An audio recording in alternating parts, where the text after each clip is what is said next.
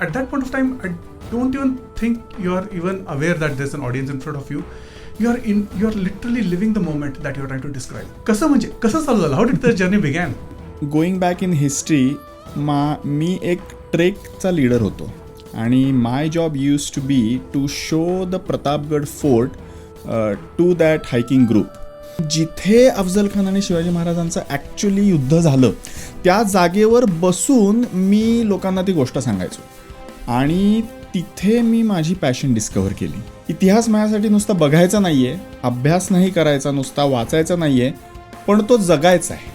इतिहास ही पॅशन आणि माझं वेड मला तिथे डिस्कवर झालं. हे रिअलायझेशन तिकडं झालं, पण ह्याची सुरुवात कुठनं झाली? My grandfather was a history lover.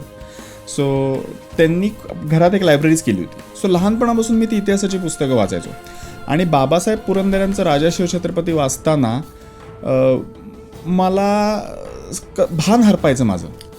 How did this impact your other interest? ते दिवस जेव्हा यायचे प्रतापगडावर जायचे, दिवाळीनंतर 10 नोव्हेंबरच्या सुमारास तो ट्रेक असायचा, त्यावेळेला मी अगदी काहीही जरी असेल तरी सगळं सोडून तिथे जायचो. What would have prompted him to mature so much as an adult and become a 16-year-old adult? So त्यांच्यावरती जबाबदारी लहानपणापासूनच आली होती. आणि दुसरी अतिशय महत्त्वाची गोष्ट म्हणजे सह्याद्री.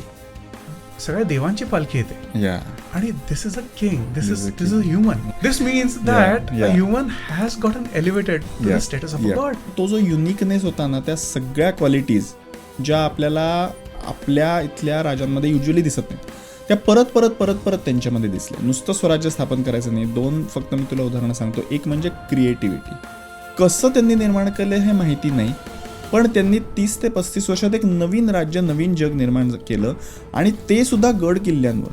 समजा आज महाराज आले, if you have to ask him a few questions for which you may have not had the answers, what would those be? What would those questions B?